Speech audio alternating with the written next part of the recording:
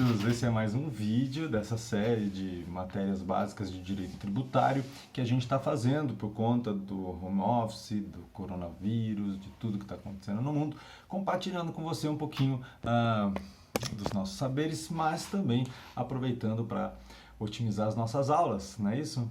Então hoje a gente vai falar bem rapidinho, um vídeo curtinho sobre competência tributária e capacidade tributária ativa.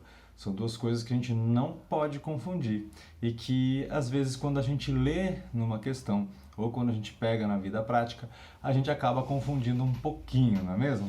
Olha só, o que é competência tributária? Competência tributária é uma aptidão de criar tributo. Então, competência tributária é a possibilidade de criar tributo. Quem tem competência tributária indica todos os aspectos de um tributo que vai surgir. Então, são só as pessoas políticas. Quem são as pessoas políticas mesmo? Aí a gente vai fazendo aquele glossário tributário lá. É União, Estados-membros, município, Distrito Federal. São as pessoas a quem a Constituição possibilitou criar tributos, porque competência tributária diz respeito a isso. Criação de tributos, tá bom? A competência tributária não é delegável. Eu tenho uns tópicos aqui para ser bem rápido esse vídeo aqui. Quer dizer o seguinte, ela não é delegável para outras pessoas, tá bom? Não é delegável... por exemplo, a União não pode delegar para uma outra pessoa, que não seja pessoa política, a competência para criar o tributo que é dela, que a Constituição deu para ela. Né? Nós até já falamos aí a divisão dos impostos lá no vídeo de impostos, e quando a gente comentou dos outros tributos, a gente falou também a quem pertencia a competência de cada um deles, tá bom? Então aquilo tudo é competência tributária, tá?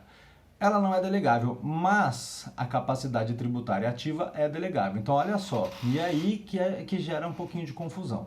Capacidade tributária ativa é outra coisa, é o poder dever de arrecadar o tributo e usar esse resultado dessa arrecadação. Então, é o poder de arrecadar e administrar o resultado dessa arrecadação aí, o produto do que foi arrecadado. A capacidade tributária ativa, ela pode ser delegada. Então, eu posso delegar de uma pessoa política para outra. Então, por exemplo, a União institui ITR e delega para o município a capacidade tributária ativa. Ou seja, a União institui, porque competência tributária é indelegável. Ela é que vai dizer tudo sobre aquele tributo. Mas ela pode dizer que naquele tal município ele que arrecade e fique com o produto da arrecadação, administre essa receita em decorrência da delegação da capacidade tributária ativa. Então a gente entendeu, né? Capacidade tributária ativa é arrecadar, cobrar, pegar o dinheiro e usar, administrar, escolher para onde vai esse dinheiro. Então, isso é capacidade tributária ativa. É delegável? É delegável. Competência tributária é delegável? Não é delegável. Agora tem uma coisinha a mais sobre capacidade tributária ativa. Capacidade tributária ativa não é só delegável entre as pessoas políticas, tá? Eu posso delegar capacidade tributária ativa, por exemplo, para uma pessoa jurídica de direito público interno, como o INSS, né? E aí tem uma discussão sobre a OAB, né? Vamos dar uma olhada nisso na hora que a gente bater um papo?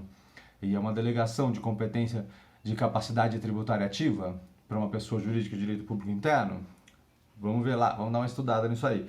Eu posso delegar para uma pessoa jurídica de direito privado, por exemplo, as concessionárias, a Ecovias, quando cobra pedágio, né, por exemplo. Eu posso, as concessionárias de serviços essenciais, a Ecovias e aí fica a minha pergunta também. Estou deixando perguntas aqui para a gente responder depois, tá bom? Mas existe concessionária, por exemplo, a ANEEL, que fornece energia elétrica para sua residência, tá bom? Também eu posso delegar para pessoa física, é o caso do tabelião, né? Então, a competência tributária não é delegável, mas a capacidade tributária ativa é delegável.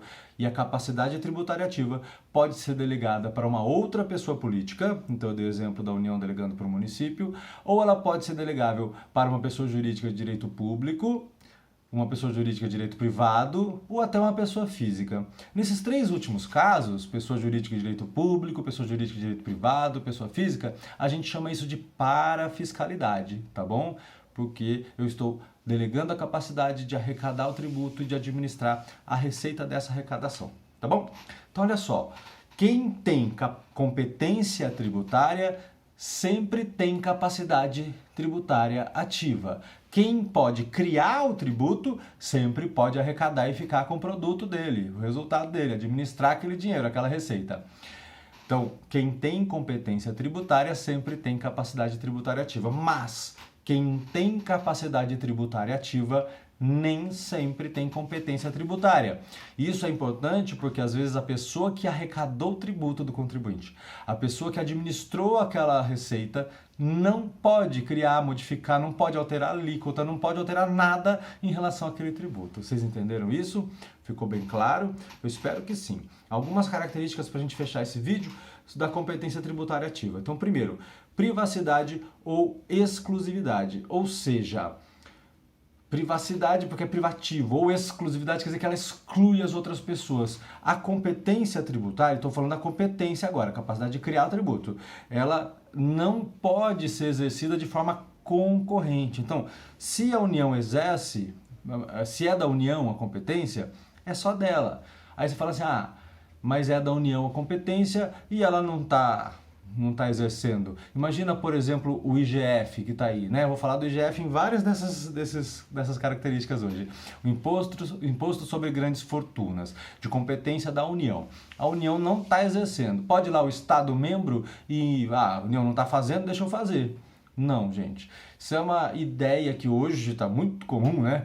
Fulano, tal órgão não está funcionando direito, vamos fechar ele e a gente faz. Não é assim que funciona, né? Isso não é democracia, isso não é um regime constitucional. Então, como o direito tributário tem essa ligação forte, né, com a matéria constitucional, é exclusiva a competência tributária, tá bom?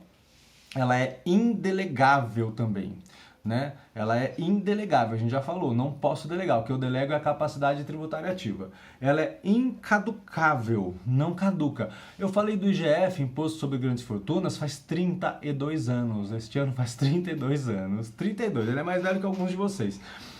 32 anos que ele foi, porque ele pode ser criado e não foi. Mas então caducou. 32 anos, né? Não caduca nunca. A hora que a União quiser, ela vai instituir esse imposto aí, tá bom? Inalterabilidade.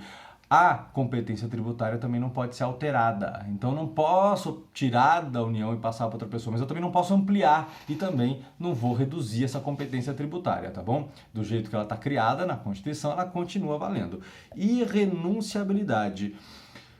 Isso é muito importante. O poder público, ele age no interesse público, não no interesse pessoal. Muitas vezes a gente pega administradores públicos que dão uma ideia errada, contrária dessa pra gente. Parece que o cara tá agindo no interesse dele, parece que você vota para que ele faça o que ele quer. Não, existe um interesse público, não é isso?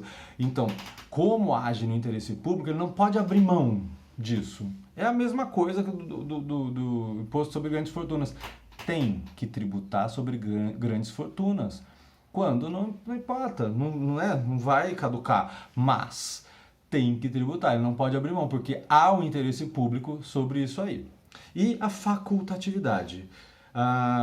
Ao passo de que é irrenunciável, é facultativo. As pessoas políticas são livres para usar essa competência tributária ou não, como é o caso da União não ter usado sobre grandes fortunas até hoje, em 32 anos. E a gente passou por tantos governos, né, de tantas ideologias diferentes e parecidas, e aí não aconteceu, né? Então vou deixar uma pergunta para você sobre essa facultatividade.